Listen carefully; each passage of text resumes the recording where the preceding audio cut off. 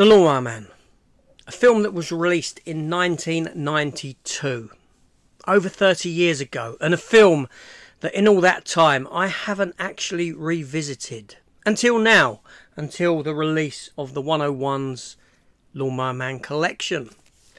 So what do I think of this film 30 years on? And to pose a question, is this a film that's ripe for a reboot? Let's delve into this one.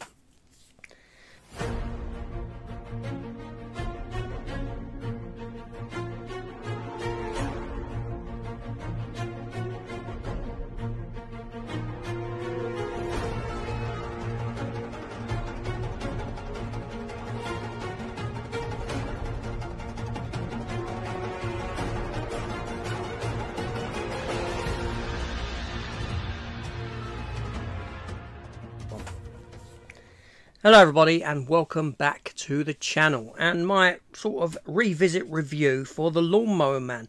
Yes, originally released in March of 1992, the film stars Jeff Fahey and Pierce Brosnan, who in 1995 went on to become James Bond.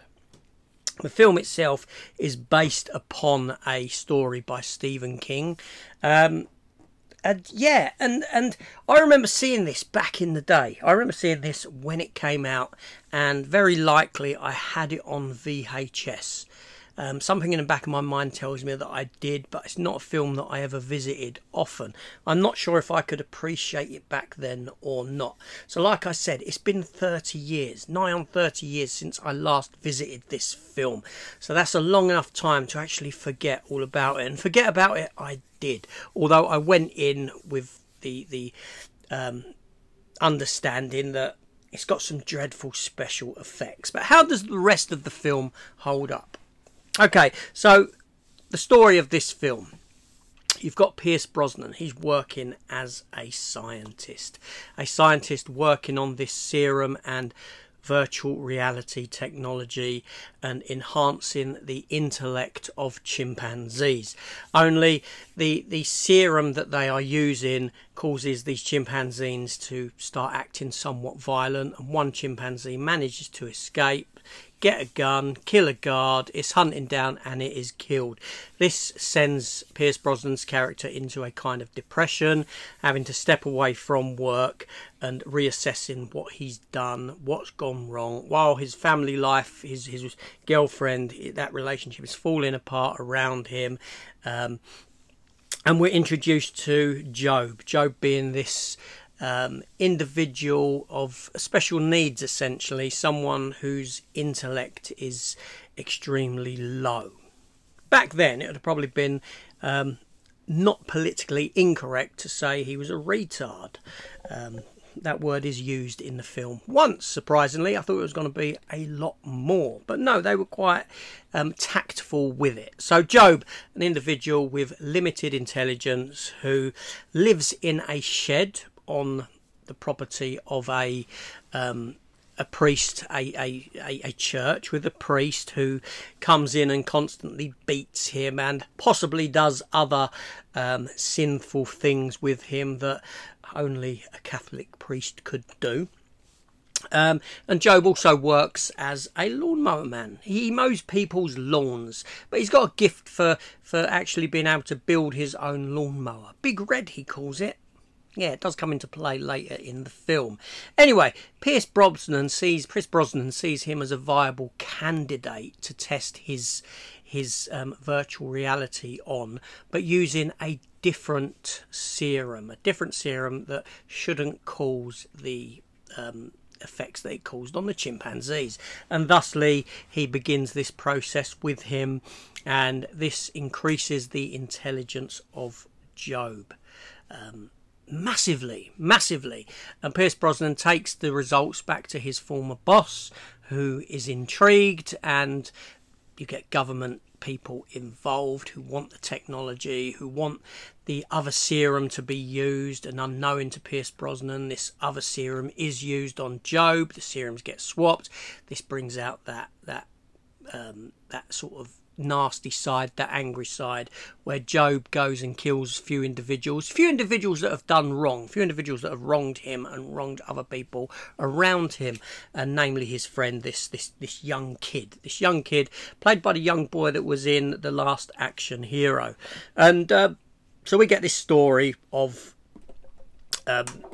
virtual reality, of the enhancement of the mind, what the human mind is capable of doing with the advancement of technology at the same time, going hand in hand. So in a sense, this film is somewhat dated in what it does. You know, virtual reality at the time, this film was probably groundbreaking, not so much in how it looks, but possibly so at the time, but most definitely in the ideas therein from Stephen King. The use of virtual reality, and it has some things to say about that, and it's quite interesting to see where we are now as a human race with virtual reality to what this film kind of predicted. And in some essences, it's not too far off. A lot of people do spend their time in virtual reality now, but it's not got to the point of this film. So this film here, you've got a bit of a shaky performance by Pierce Brosnan. He's good at times, but in others, when he's like in pain, it is quite comedic acting. Jeff Fahey gives a great performance actually as Job at the very beginning, being of limited intelligence, and as that intelligence grows, and it grows in him, and he turns into someone far more intelligent than anyone else that has ever existed, and he sees and then he goes on to see the viability of removing himself from the human race and living in cyberspace, and he perceives the human race as an issue, shall we say, like what technologically advanced technology, artificial intelligence, does. It's that kind of thing.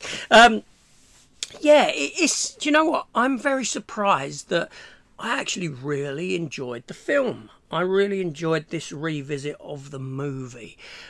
Even the special effects, for the most part, didn't take me out of the film. I can let the special effects slide when they are in the VR network and how that looks and this sort of a thing. Yes, it's dated. I know we've got virtual reality now that looks almost lifelike, but I can let that slide.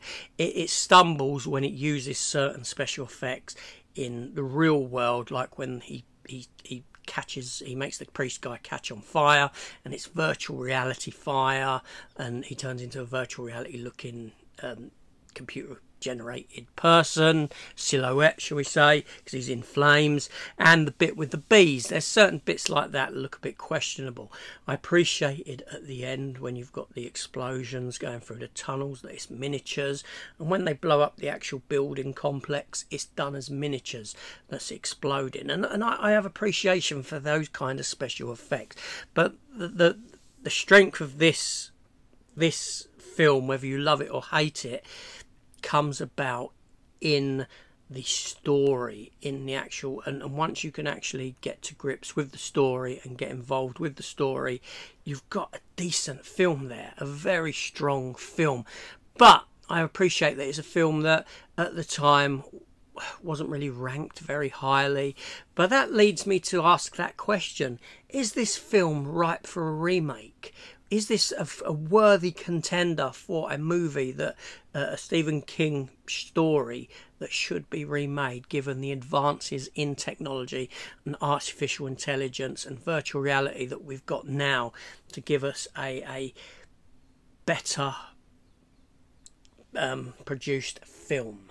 That's the question I have. So, to answer the main question, my revisit for this film was very enjoyable. Now, I will say that I actually watched the theatrical cut, not the director's cut. The reason I watched the theatrical cut is because I've never seen the director's cut. Thusly, I couldn't make a comparison, so I felt I should watch the theatrical cut, which is the cut that I would have seen back in the day, and then go on to watch the director's cut and give my thoughts on that. But also, I will sit down and I will watch Lawnmower Man 2 Beyond Cyberspace, which actually comes in this set also. That's a film that I've never actually visited, never even dreamed of visiting. So that'll be interesting. Watch that one. I'm aware that it is a straight to video movie, so I'm not expecting very much from it at all.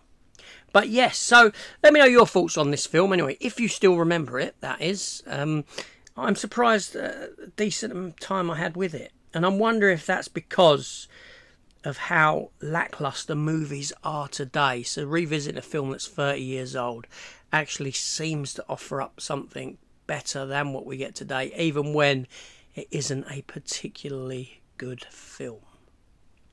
I don't know. But anyway, that's me done. Thanks for watching, everyone. I'll see you on the next one. Goodbye.